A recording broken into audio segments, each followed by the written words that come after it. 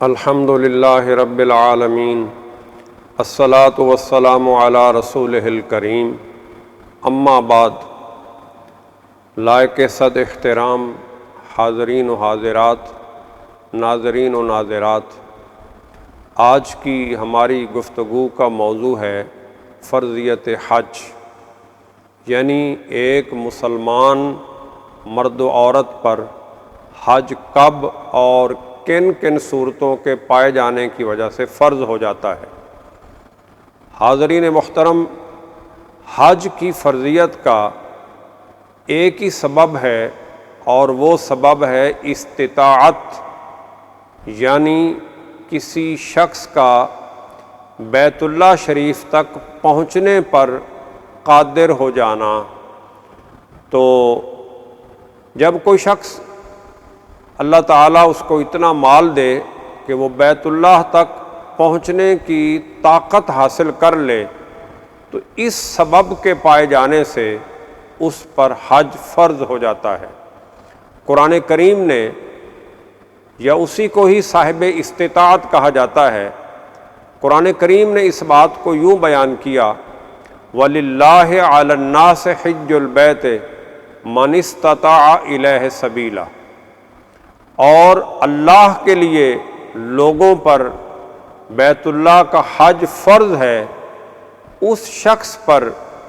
جو بیت اللہ تک پہنچنے کی استطاعت رکھتا ہو۔ وَمَنْ كَفَرَ فَإِنَّ اللَّهَ غَنِيٌّ عَنِ الْعَالَمِينَ، اور جو شخص اس بات کا انکار کرے تو اللہ تبارک و تعالی تمام جہانوں سے بے نیاز ہے۔ تو اس آیت مبارکہ میں یہ بات بیان کی گئی کہ صاحب استطاعت شخص پر اللہ کے گھر کا حج فرض ہے۔ حاضرین محترم، صاحب استطاعت سے مراد ہر وہ شخص ہے جس کے پاس ضروریات اصلیہ سے زائد اتنا مال موجود ہو یا اتنے مال کا مالک ہو جائے کہ وہ اس سے حج کا آنے جانے کا خرچ ادا کر سکتا ہو، اور حرمین میں قیام کے دوران کا خرچ ادا کر سکتا ہو، اور جب وہ حج کے لیے جائے تو پیچھے اپنی فیملی، اپنے اہل و عیال کے اخراجات کا بندوبست آسانی کے ساتھ کر سکتا ہو۔ جب کسی شخص کے پاس اتنا مال زندگی کے کسی بھی حصے میں بالغ ہونے کے بعد جمع ہو جائے، یہ بالغ ہونا شرط ہے، یعنی بالغ ہونے سے پہلے نہیں، بالغ ہونے کے بعد جب اس کے پاس اتنا مال جمع ہو جائے ضروریات اصلیہ سے زائد کہ جس سے حج ہو سکتا ہو، تو ایسے شخص پر حج فرض ہو جاتا ہے، اور اسی کو ہی قرآن نے صاحب استطاعت کہا ہے۔ اب ضروریات اصلیہ سے کیا مراد ہے؟ مکان، رہنے کے لیے مکان، یہ ضروریات اصلیہ میں شامل ہے۔ اسی طرح سواری، وہ سائیکل ہو یا کار ہو، موٹر سائیکل ہو، یہ ضروریات اصلیہ ہیں۔ اسی طرح گھر میں جو استعمال کی چیزیں ہیں، برتن ہیں، کپڑے ہیں، بسترے ہیں، یہ ضروریات اصلیہ ہیں۔ تو ضروریات اصلیہ کے علاوہ جس کے پاس اتنے پیسوں کا وہ مالک ہو گیا کہ جس سے حج ہو سکتا ہے، تو اس شخص کو ہم صاحب استطاعت کہتے ہیں، اور ایسے شخص پر حج فرض ہو جاتا ہے۔ وہ بالغ ہونے کے بعد زندگی میں جب بھی یہ قدرت حاصل ہو گئی تو وہ صاحب استطاعت کہلائے گا۔ ہاں، عورت کے لیے ایک اضافی شرط ہے، اور وہ ہے کہ عورت کو محرم بھی دستیاب ہو جو اس کے ساتھ حج کر سکے۔ تو اگر ایک عورت مالدار تو ہے، صاحب استطاعت تو ہے، لیکن اس کے ساتھ جانے والا محرم کوئی نہیں، شوہر کوئی نہیں، کوئی بھائی، کوئی بیٹا، کوئی بھانجا، کوئی بھتیجا، کوئی نواسا، کوئی پوتا، کوئی محرم نہیں ہے، چچا ماما نہیں ہے، تو وہ صاحب استطاعت نہیں کہلائے گی۔ محرم ہونا عورت کے لیے ایک اضافی شرط ہے۔ تو جب کوئی شخص مرد ہو یا عورت صاحب استطاعت ہو جائے تو اس پر حج فرض ہو جاتا ہے۔ اب حج فرض ہونے کی مختلف صورتیں میں آپ کے سامنے پیش کرنے لگا ہوں تاکہ ہم اپنے احوال کا اور اپنے حالات کا جائزہ لے سکیں کہ کیا ہم میں سے کسی پر حج زندگی میں فرض ہوا یا ابھی تک نہیں ہوا، کیونکہ بہت سارے ہمارے مسلمان ہیں جن کو اس بات کا اندازہ ہی نہیں ہوتا کہ وہ ان پر حج فرض ہو چکا تھا، وہ یہ سمجھ رہے ہوتے ہیں کہ ابھی تک ہم پہ حج فرض نہیں ہوا، اور وہ اسی طرح زندگی گزارتے جاتے ہیں اور اپنی دنیاوی ذمہ داریوں کو نبھاتے رہتے ہیں، اور اسی طرح حج فرض ہو چکا ہوتا ہے لیکن وہ حج فرض ادا کیے بغیر عمرے پہ عمرہ کر لیتے ہیں، کئی عمرے کر لیتے ہیں، حج کو ادا نہیں کرتے جو فرض ہے، اور اسی طرح وہ حج فرض ادا کیے بغیر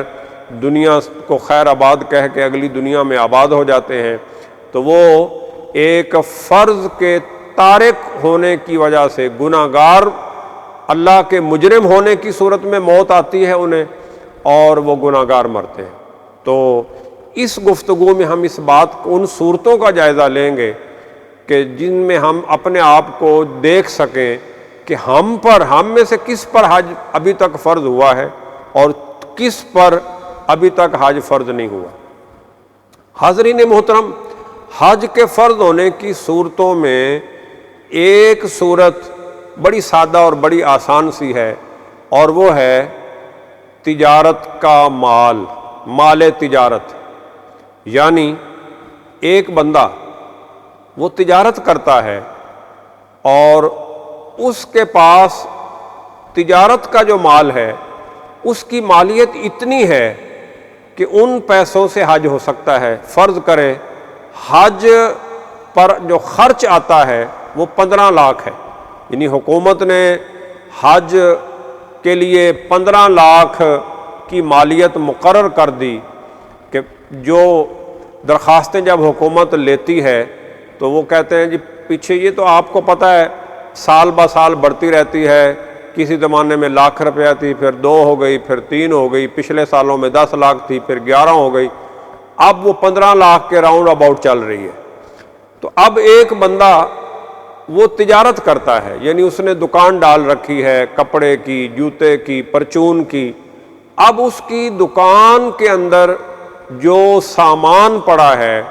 اس کی مالیت 15 لاکھ ہے، دکاندار ہے، حالانکہ وہ اپنی رزق روٹی کمانے کے لیے وہ دکان چلا رہا ہے،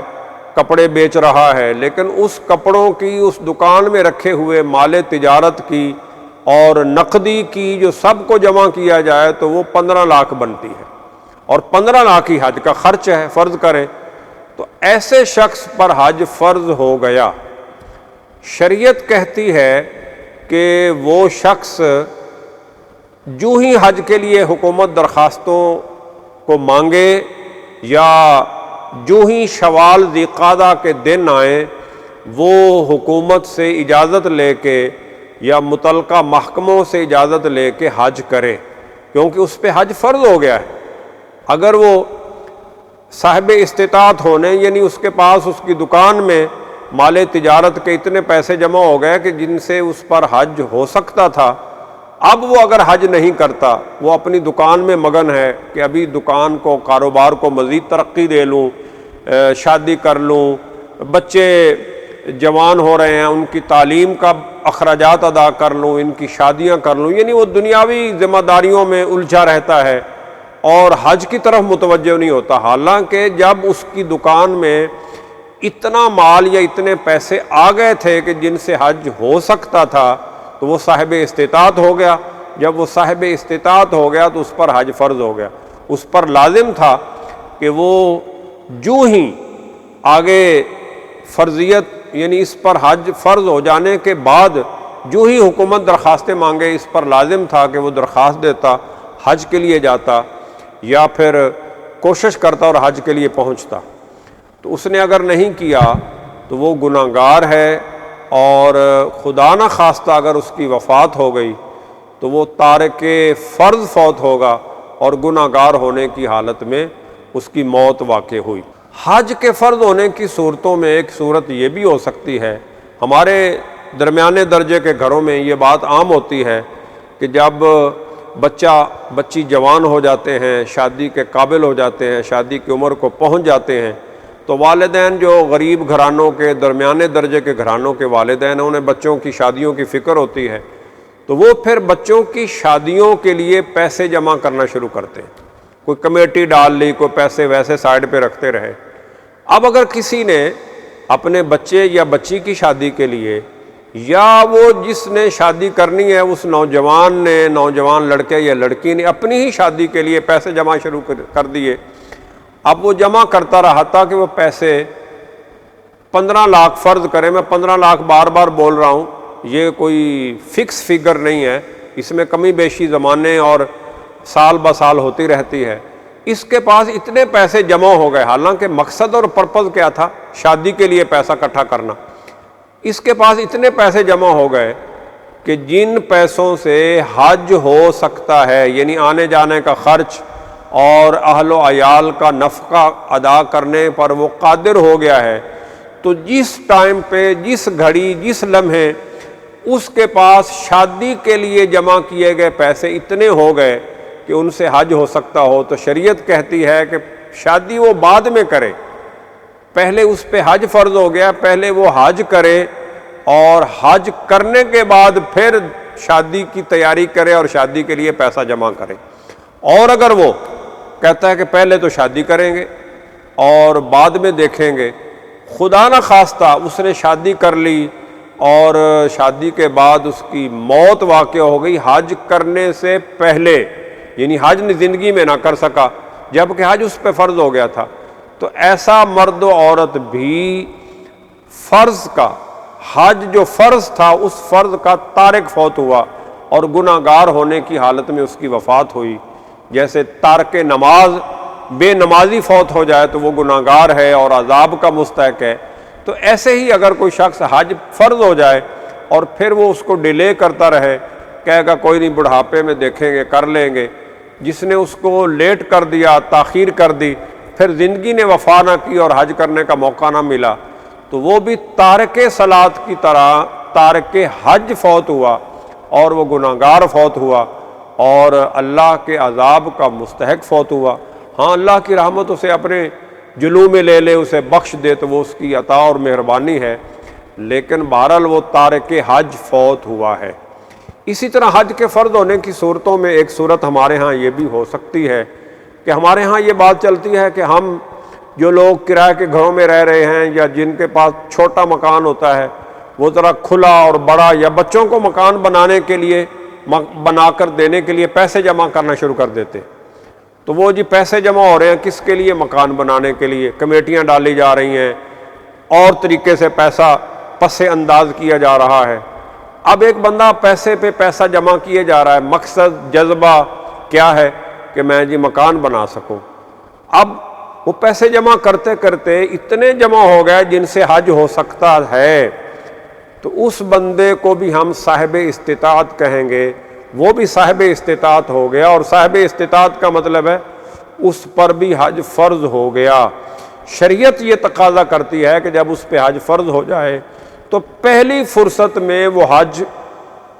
پر جانے کا اہتمام کرے، یعنی جب حج کے لیے درخواستیں مانگی جائیں تو وہ درخواست دے اور وہ پیسے جو اس نے مکان بنانے کے لیے رکھے تھے ان پیسوں میں سے جتنے پیسے حج پہ لگتے ہیں وہ حج پہ لگائے اور جمع کروائے، اور اگر درخواستیں اس نے نہیں دی تو پھر شوال ذی-القعدہ کے مہینے میں، آج کل تو ٹریول ایجنٹ ہیں، وہ پرائیویٹ ایجنسیاں بعد میں بھی لوگوں کو لے جاتی ہیں جو قرآن اندازی میں جن کا نام نہیں آتا، ان کا بھی اہتمام ہو جاتا ہے، اور بالکل آخری ایام میں ذوالحج شروع ہو چکا ہوتا ہے تو کئی لوگ حج کو جا رہے ہوتے ہیں، حالانکہ انہوں نے نہ درخواست دی ہوتی ہے، وہ ٹریول ایجنٹ کے ذریعے، ایجنسیز کے ذریعے وہ جاتے ہیں اور 8 ذوالحج تک وہ وہاں حرم مکہ میں پہنچ کے تو وہ حج کرتے ہیں۔ تو بہرحال جو مکان کے لیے پیسے جمع کر رہا تھا،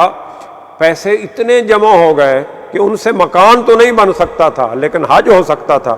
تو ایسا شخص بھی صاحب استطاعت ہو گیا اور اس پر بھی حج فرض ہو گیا۔ وہ اسی سال کر لے تو بر وقت کرنے والا کہلائے گا، اور اگر وہ لیٹ کرتا رہے گا تو وہ تاخیر کی وجہ سے گناہگار ہوتا رہے گا۔ اسی طرح حج کی فرض ہونے کی صورتوں میں تعلیم کے لیے لوگ پیسہ جمع کرتے ہیں، تو ایک طالب علم نے یا اس کے والدین نے اعلیٰ تعلیم کے لیے پیسے جمع کیے کہ میں جی یہ فیس پے کر کے، فیس جمع کروا کے میں فلاں ڈگری لوں گا۔ اب وہ پیسے جمع کر رہا تھا کہ ابھی وہ ڈگری کے لیے تو جمع نہیں کروائے، ڈگری کے لیے جمع کروانے سے پہلے وہ اتنے جمع ہو گئے کہ ان سے حج ہو سکتا تھا، تو ایسے نوجوان پر یا اس کے والدین پر اس پرپز کی وجہ سے بھی حج فرض ہو جائے گا اور وہ صاحب استطاعت کہلائیں گے۔ اور یہ میں بار بار دہرا رہا ہوں کہ جب ایک مسلمان اس پہ حج فرض ہو جائے تو وہ اگر حج نہ بھی کرے تو حج فرض ہی رہتا ہے۔ بعد کے زمانوں میں وہ غریب ہو جائے، فقیر ہو جائے، مالی طور پہ کمزور ہو جائے، وہ پیسہ اس کے پاس نہ بھی رہے تو بھی وہ صاحب استطاعت ہی رہتا ہے اور حج اس پر فرض ہی رہتا ہے، یہ ساقط نہیں ہوتا۔ اسی طرح ایک بندہ وہ ہمارے گھرانوں میں چلتا ہے کہ ہم بچے یا بچی کو دکان ڈال کے دینا چاہ رہے ہوتے ہیں، تو وہ تھوڑے پیسوں سے ہم اس کو کاروبار شروع کروا دیتے ہیں۔ وہ کاروبار کر رہا ہے، کاروبار میں برکت ہو رہی ہے، پھر برکت کی وجہ سے اتنا پیسہ جمع ہو گیا کہ وہ پیسے اتنے ہو گئے جن سے حج ہو سکتا ہے، تو ایسے شخص پر بھی حج فرض ہو گیا۔ اس پر بھی لازم ہے کہ وہ فی الفور پہلے حج کرے پھر وہ باقی کام کرے۔ اسی طرح عورتیں ہیں، بہت ساری عورتوں کے پاس زیور موجود ہوتا ہے، اتنا زیور ہوتا ہے کہ وہ اگر مثلا کسی عورت کے پاس اتنا زیور ہے کہ وہ اس کی مالیت اتنی بن رہی ہے کہ جس سے حج ہو سکتا ہے، تو ایسی عورت پر بھی حج فرض ہے، وہ بھی صاحب استطاعت ہو گئی۔ جیسے ایک عورت ہے، اس کی شادی ہوئی، اس کے میاں نے یا اس کے والدین نے اس کو شادی کے موقع پر فرض کریں آج کل 5 تولے گولڈ زیور گفٹ کر دیا، وہ بچی وہ 5 تولے گولڈ کی مالک ہو گئی شادی کے موقع پر۔ اب 5 تولے کا مطلب ہے 15 لاکھ، تو 15 لاکھ کی وہ مالک ہو گئی۔ اب 15 لاکھ کی مالک ہوتے ہی وہ صاحب استطاعت ہو گئی، یعنی اس بچی پر حج فرض ہو چکا ہے۔ اب وہ اس کی اہمیت کو نہیں دیکھ رہی، وہ اس لوگوں کی اس طرف توجہ ہی نہیں جاتی کہ مجھ پہ بالغ ہونے کے بعد میں صاحب استطاعت ہو گئی ہوں تو مجھ پہ حج فرض ہو گئے۔ شریعت یہ کہتی ہے کہ اگر کسی عورت کے پاس زیور آیا اور اس کی مالیت اتنی ہے کہ جس سے وہ حج ادا کر سکتی ہو اور اس عورت کو محرم بھی دستیاب ہو، تو ایسی عورت پر بھی حج فرض ہو جاتا ہے، اور اس کے لیے لازم ہے کہ وہ جتنی جلدی ہو سکے، بلکہ لازم یہ ہے کہ وہ اسی سال حج کو جائے، یعنی جو ہی حج کی درخواستیں مانگی جائیں وہ حج کی درخواست دے۔ قرعہ اندازی میں نام آ جائے تو بہت اچھی بات ہے، نہ آئے تو پھر وہ ٹریول ایجنٹ کے ذریعے، پرائیویٹ جو کمپنیاں لے جا رہی ہیں ان کے ذریعے کوشش کرے اور حج کو پہنچے۔ اور اگر کوئی بندہ نہیں درخواست دیتا، شوال ذی-قعدہ میں بھی کوشش نہیں کرتا، کہتا کوئی نہیں بڑی زندگی پڑی ہے کر لیں گے حج، تو وہ جوں اس کو مؤخر کرتا جائے گا وہ استطاعت ختم نہیں ہوگی، وہ رہے گا صاحب استطاعت، بھلے بعد کے سالوں میں وہ غریب ہو جائے، فقیر ہو جائے، اس کے پاس اتنا پیسہ نہ جمع ہو سکے جن پیسوں سے حج ہو سکتا تھا، لیکن پھر بھی وہ صاحب استطاعت ہوگا۔ اور خدا نہ خواستہ اس کی وفات اسی حالت میں ہو گئی تو وہ جیسے ایک شخص نماز کا تارک ہو کے مرتا ہے تو وہ تارک صلاۃ ہونے کی وجہ سے گناہگار فوت ہوتا ہے، اسی طرح یہ شخص بھی صاحب استطاعت ہونے کی وجہ سے، حج نہ کر سکنے کی وجہ سے، یہ بھی حج کا تارک اور گناہگار ہونے کی حالت میں فوت ہوگا۔ اسی طرح ہمارے ہاں بعض لوگ ان کے پاس اپنا گھر یا ضروریات زندگی یا ضروریات اصلی تو موجود ہوتے ہیں، وہ کچھ پیسے جمع کر کے پلاٹ لے لیتے ہیں کہ چلو یہ پلاٹ پیسے کو سیو کرتے ہیں، پلاٹ خریدتے ہیں، اور پلاٹ خرید کے ہم جب کبھی کوئی ضرورت پیش آئے گی تو اس کو بیچ کے اپنی کسی ضرورت کو پورا کر لیں گے۔ یعنی پلاٹ خریدا گیا تھا ایک تو پیسے کو سیو کرنے کے لیے، محفوظ کرنے کے لیے، اور دوسرا کبھی کوئی ضرورت، کوئی مشکل پیش آئے تو اس پلاٹ کو بیچ کے اپنی ضرورت اور اپنی مشکل پوری کرنے کے لیے۔ تو حاضرین محترم، اگر اس پلاٹ کی مالیت وہ اتنی ہے کہ اس سے حج ہو سکتا ہے، تو ایسا شخص جو پلاٹ کا مالک ہے وہ بھی صاحب استطاعت ہے۔ صاحب استطاعت ہونے کا مطلب ہے اس پر بھی حج فرض ہو گیا۔ جو گورنمنٹ ملازمین ہیں ان میں سے بہت سارے ملازمین ایسے ہیں جی پی فنڈ تو ہر ملازم کا کٹتا ہے، لیکن بہت سارے ملازمین ایسے ہیں جن کا جی پی فنڈ خاصا جمع ہو جاتا ہے۔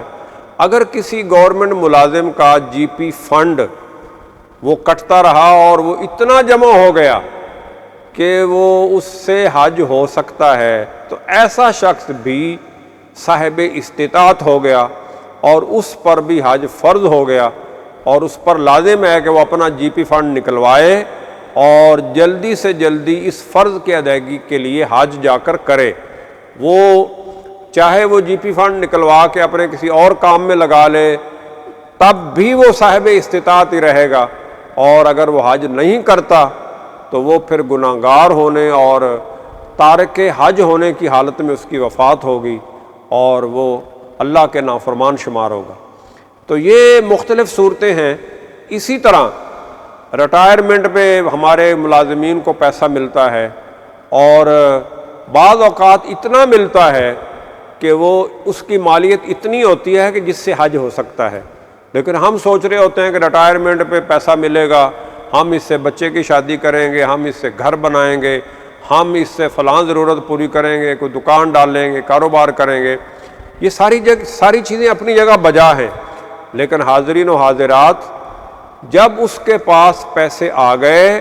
اور اتنے آ گئے کہ اس سے حج ہو سکتا ہے، تو وہ بندہ صاحب استطاعت۔ یعنی یہ میں نے مختلف صورتیں آپ کے سامنے رکھی ہیں جن کی طرف عام طور پہ ہمارے عامت الناس کی توجہ نہیں جاتی، اور وہ یہ سمجھ رہے ہوتے ہیں کہ ہم پر ابھی تک حج فرض نہیں ہوا۔ لیکن ان صورتوں کی روشنی میں جہاں تک جس نتیجے پہ پہنچا ہوں، مجھے یہ لگتا ہے کہ ہم میں سے بہت سارے لوگوں پر بہت پہلے زندگی میں حج فرض ہو چکا ہوتا ہے، لیکن ہم اپنی لا علمی کی بنیاد پہ اپنے آپ کو فرضیت والے درجے میں نہیں رکھتے اور ہم حج نہیں کر پاتے، اور بہت سارے لوگ